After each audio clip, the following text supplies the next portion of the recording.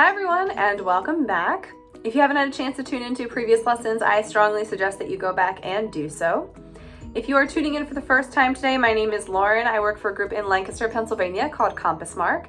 We provide a program called Leaders of Future Generations to a couple schools in our area. This program goes to students who have leadership potential to help them develop their skills and grow as an individual and as leaders. Okay, so today's lesson is on friendship. Yay! So let's start with our quote of the day. Our quote today comes from an American newspaper columnist and commentator, Walter Winchell. And Walter said, "A real friend is one who walks in when the rest of the world walks out."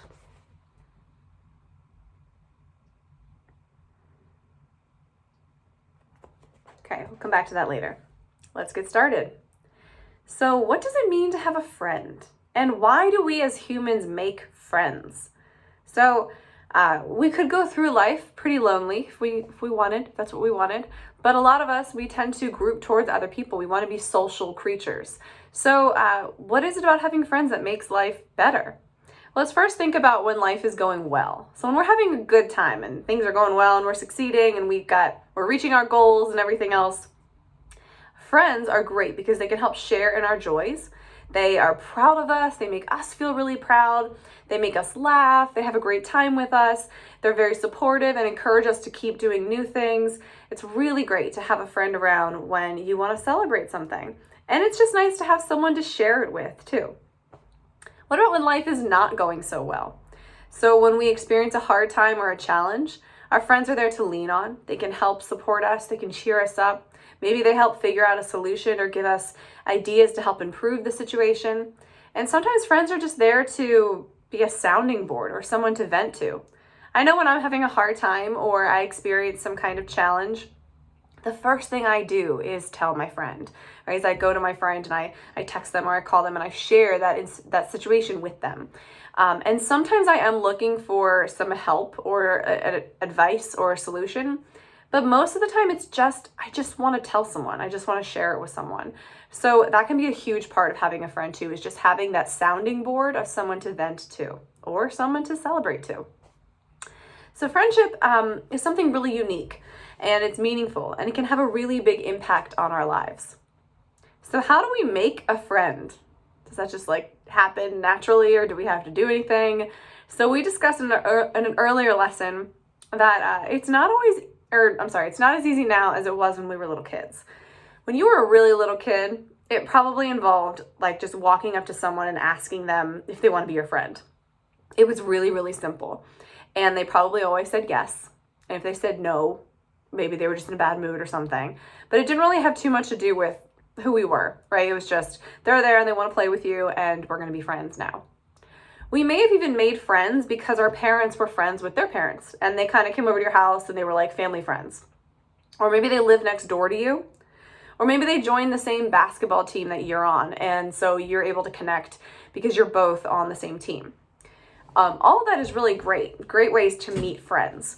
But when we don't have that foundation and we're looking to make friends beyond who lives near us or who our family might know, sometimes it takes a little more work. So first, you want to find someone who has shared interests with you. That doesn't mean that they have to be entirely the same. That would be really, really boring. But knowing that you have a few things in common or like to do similar things can help build a foundation. So the first thing you have to do, you have to talk to them. Okay, standing near somebody is not going to make you their friend. You have to actually go to them and start a conversation. Be assertive and confident in yourself. Ask them what kind of music they like or what their favorite sport is or sports team. Learning about the person and using your assertive communication and active listening skills will help show them that you're interested in them. You're interested in getting to know them. From there, you have to be open, share about yourself, and make plans to hang out so you can continue this. Friendship requires attention, just like any relationship. If you ignore your friendship, sometimes they disappear. They're not always going to be there when you decide to go back to them.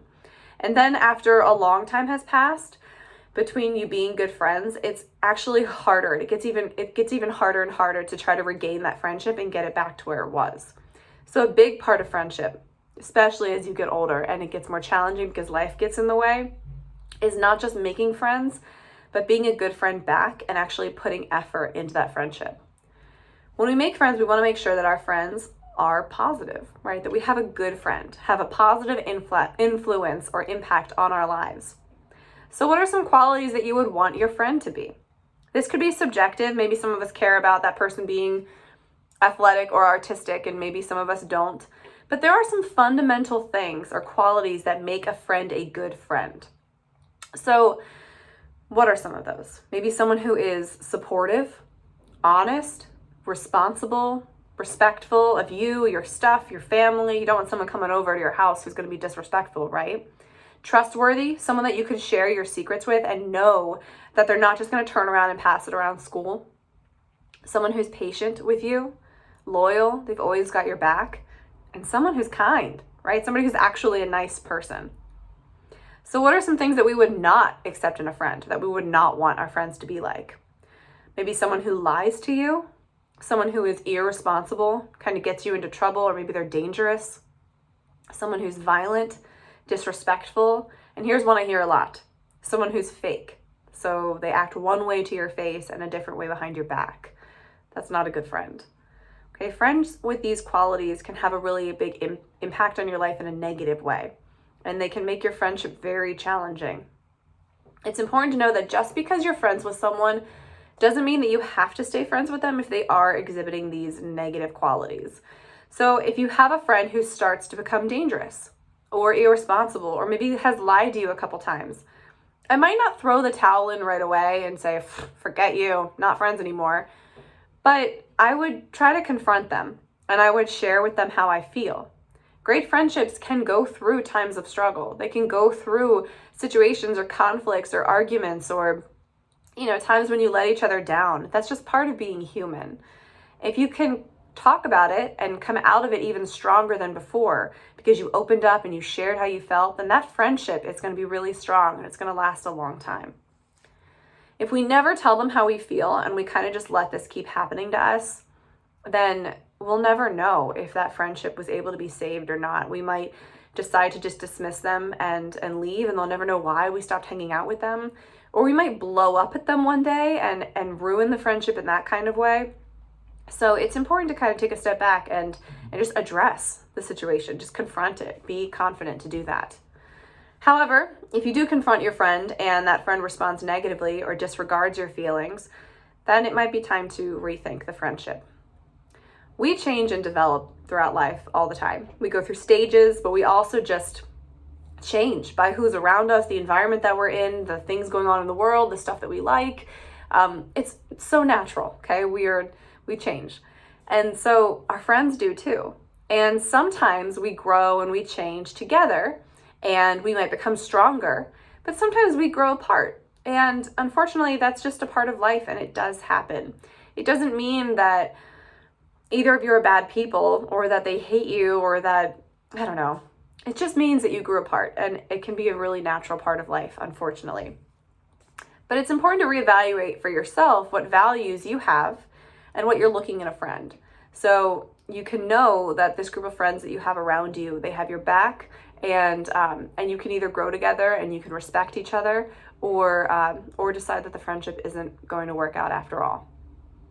So healthy friendships strengthen us, they build our confidence, and they make life more fun. However, just because you have common interests with someone, like you're on the same basketball team with them, or perhaps you are in the same extracurricular activity as them, doesn't mean that they will have all the good qualities that you need in a friend. Relationships of all shapes and sizes are built on mutual respect. That is the foundation. They're constantly evolving, and we need to periodically check in and evaluate how they're working. Is this friend influencing my life in a positive way, or are they having some kind of negative impact on me? Are they making my life more challenging than it needs to be? So consider this scenario. Sarah and Erica are friends. They've been friends for a very long time. Lately, Sarah has been putting Erica down.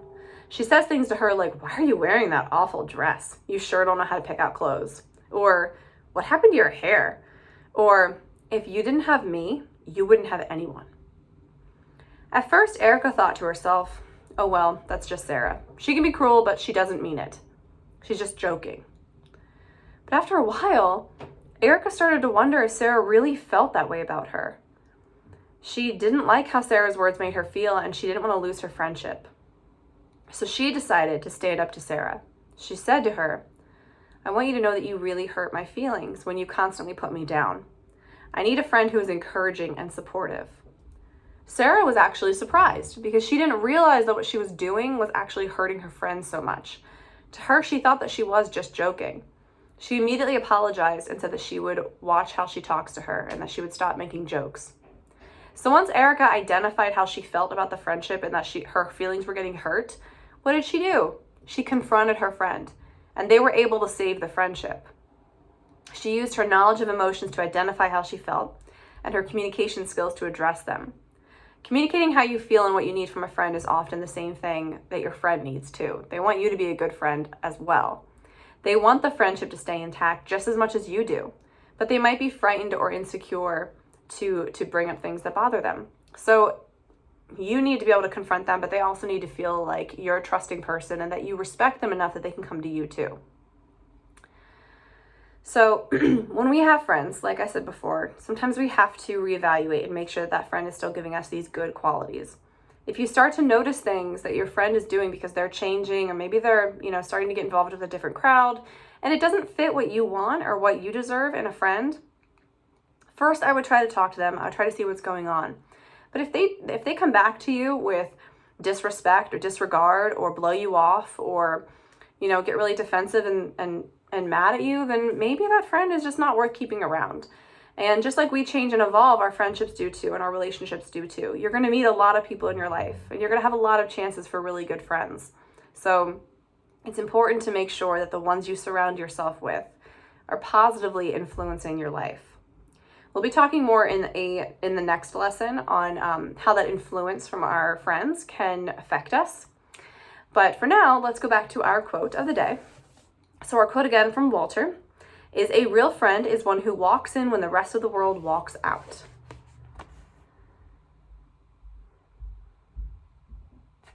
Okay. I think Walter is trying to remind us that friendships are special. Okay? They take work. You can't just plant a seed and expect it to grow. You have to water it. You have to give it sun. You have to give it things that it needs. Every situation, even in a situation when it feels like the whole world is against you, or you're an outcast, or you're going against the crowd and there's no one there who has your back or nowhere to turn, a real friend is someone who sticks around to help you through it. A real friend is someone who walks in when the world walks out. Okay, so how about a couple discussion questions for you today? Number 1, what are your top 3 friendship qualities that you look for in a friend? So what are your top 3, the 3 most important parts of a friend that you'd want your friends to be like? Number 2, how are you a good friend? So really evaluate yourself. What do you do that makes you a good friend to your friends? And number 3, describe a time when you had to confront a friend about their behavior. So this might have been the way that they were treating you, or something that you were observing that they were doing that you maybe didn't agree with, or maybe made you concerned about them. But describe a time when you actually had to confront a friend. Okay, today for your at-home activity, I want you to take a piece of paper or a poster board, and I want you to fold it in half so that there's a split down the middle. And I want you to draw 2 people. I would do stick figures because I am not very good at drawing people, but whatever you like, okay? So 2 people. And on the left side of the paper, I want you to cover it with all the positive friendship qualities that you would want in someone. So think about all the stuff that you'd want your friends to be, even if they're things like athletic or artistic or things that are a little more, not so generalized.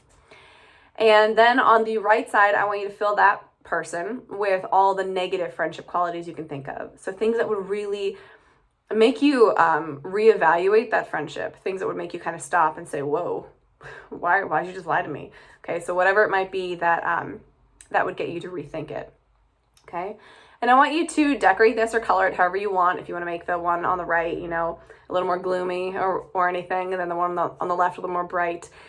use this as a reference for yourself so that you can remind yourself what it takes to be a good friend, so that you are a good friend, but also so that you can evaluate your friends and see how much they're giving you these kind of positive qualities instead of the negative ones. All right, well, I hope you've enjoyed today's lesson on friendship. I hope you tune in tomorrow to take it a step further with our friends. And I hope that you are well and safe and that we connect soon.